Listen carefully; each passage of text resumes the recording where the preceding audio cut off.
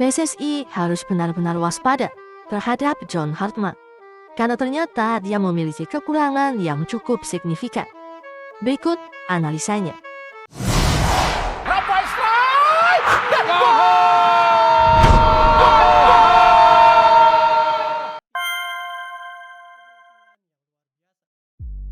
John Hartman adalah nama yang muncul sebagai salah satu calon pelatih timnas. Sebagai pelatih, dia telah menunjukkan keberhasilan yang luar biasa, baik bersama tim nasional wanita Kanada maupun tim nasional prianya. Namun meskipun rekam jejaknya terbilang mengesankan, keberhasilannya tidak lantas menghilangkan sejumlah kelemahan yang harus diwaspadai, terutama jika dia menjadi pelatih tim nasional Indonesia. Di video ini kita akan mengulas 7 kelemahan utama John Hartman yang sebaiknya tidak diabaikan, dan bagaimana hal tersebut bisa mempengaruhi perkembangan timnas Indonesia ke depan.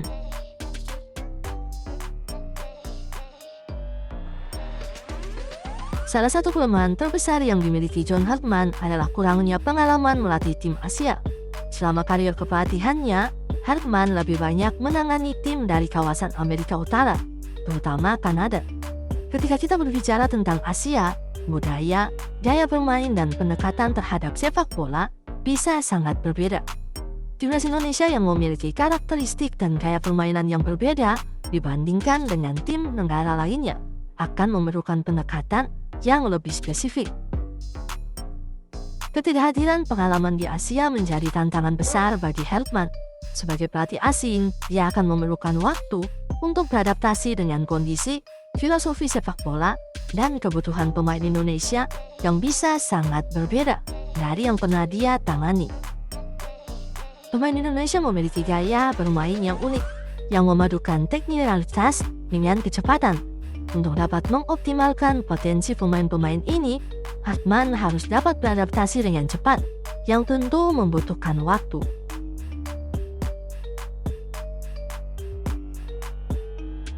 Selain tidak berpengalaman di level timnas Asia, Hartman juga tidak memiliki pengalaman melatih klub Eropa. Sebagian besar pemain Indonesia, terutama yang memiliki darah keturunan Eropa, berkarir di liga-liga Eropa.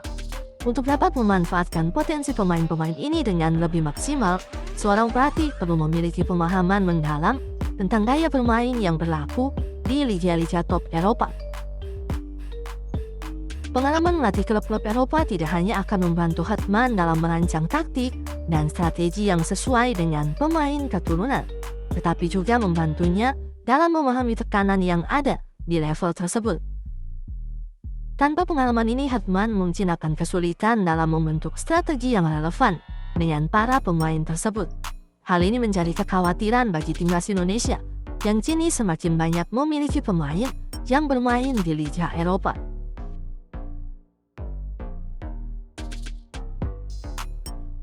John Hartman dikenal lebih sebagai seorang pelatih senior dibandingkan sebagai pelatih pengembang talenta muda.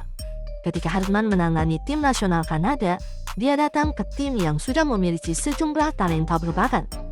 Kanada pada saat itu sudah memiliki generasi pemain yang potensial, dan tugas Hartman lebih pada mengoptimalkan potensi yang ada daripada membangun tim dari bawah. Hal ini berbeda dengan apa yang dilakukan oleh pelatih sebelumnya, yaitu Sintayong, yang sukses membangun dan mengembangkan talenta muda di Indonesia. Sintayong berhasil memperkenalkan banyak pemain muda ke dalam tim utama, serta mengembangkan potensi pemain-pemain muda Indonesia di berbagai level usia.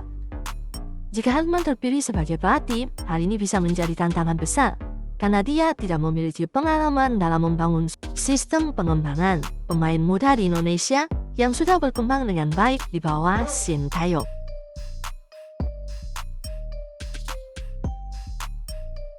Indonesia memiliki sejumlah pemain yang berdarah Indonesia, namun bermain di luar negeri, terutama di Eropa.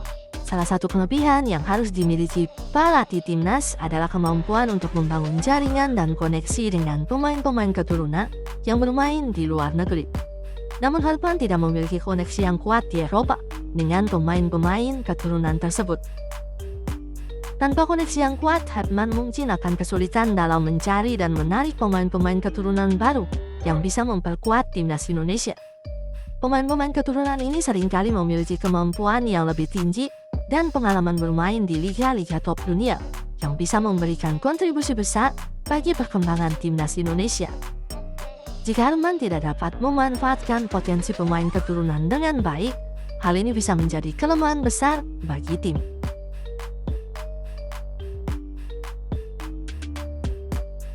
Walaupun John Hartman dikenal sebagai motivator yang handal, sejumlah pengamat sepak bola mengungkapkan bahwa dia tidak memiliki kekayaan taktik dan strategi yang luar biasa. Saat timnas Kanada gagal di Piala Dunia 2022 di Qatar, banyak pemain Kanada yang mengakui bahwa meskipun Hartman sangat pandai dalam memotivasi tim, dia kurang memiliki strategi yang mendalam. Di level internasional, taktik dan strategi sangat menentukan keberhasilan sebuah tim. Seorang pelatih tidak hanya perlu memotivasi pemain, tetapi juga harus mampu merancang taktik yang dapat mengoptimalkan permainan tim. Dalam hal ini, Hartman mungkin kurang berpengalaman dalam menghadapi tim-tim top dunia yang memiliki taktik yang sangat kompleks. Sebagai pelatih timnas Indonesia, dia harus dapat meramu strategi yang sesuai dengan karakter pemain Indonesia dan bisa bersaing dengan tim-tim kuat di Asia dan dunia.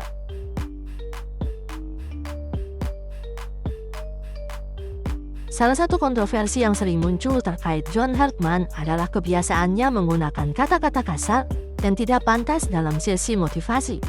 Meskipun Hartman dikenal sebagai motivator yang bersemangat dan energik, penggunaan kata-kata kasar ini bisa berdampak negatif pada atmosfer tim. Komunikasi yang positif dan membangun adalah kunci dalam hubungan antara pelatih dan pemain. Sebagai pelatih, Hartman harus mampu memberikan motivasi dengan cara yang membangkitkan semangat tanpa merusak mentalitas para pemain dengan bahasa yang kasar. Hal ini penting mengingat bahwa sepak bola Indonesia sedang berusaha untuk membangun budaya yang lebih positif, terutama dalam hal komunikasi dan pengembangan pemain.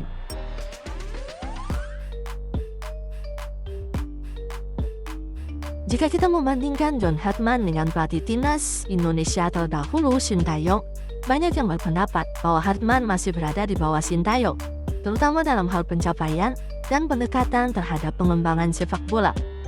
Sintayong telah membawa perubahan besar pada timnas Indonesia, baik dalam hal gaya, bermain, maupun pembinaan pemain muda. Dia juga sukses mengembangkan sistem pengembangan pemain yang lebih modern, yang kini mulai menunjukkan hasilnya. Satu hal yang mungkin menambah kontroversi adalah perbedaan gaji antara Hartman dan Sintayong. Hartman meskipun belum memiliki banyak pencapaian di Asia, kemungkinan akan mendapatkan gaji yang lebih tinggi daripada Sintayong. Jika PSSI memilih untuk menggantikan Sintayong dengan Hartman, banyak pihak yang akan mempertanyakan keputusan tersebut. Terutama karena Sintayong sudah menunjukkan hasil yang lebih jelas dan berkesinambungan dalam meningkatkan performa timnas Indonesia. Mengapa PSSI tak memilih Sintayong untuk kembali saja?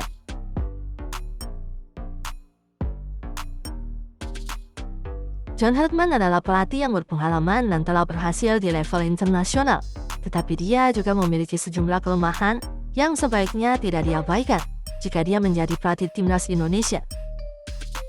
Kurangnya pengalaman melatih tim Asia, tidak memiliki koneksi kuat dengan pemain keturunan, serta ketidakmampuan dalam merancang strategi yang mendalam adalah beberapa kelemahan utama yang perlu diperhatikan.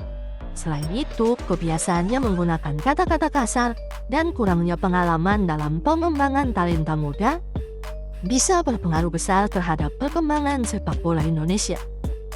PSSI harus berpikir matang sebelum memutuskan untuk memilih Hartman sebagai pelatih, mengingat bahwa timnas Indonesia membutuhkan pelatih yang tidak hanya bisa menginspirasi, tetapi juga mampu mengembangkan taktik dan strategi yang efektif, serta membangun tim yang solid dalam jangka panjang. Ingat, target utama kita adalah Piala Dunia 2030.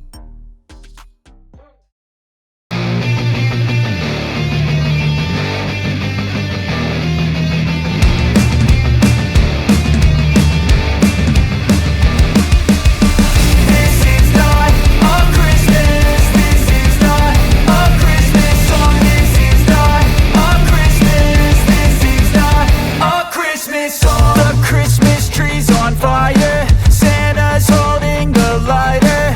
My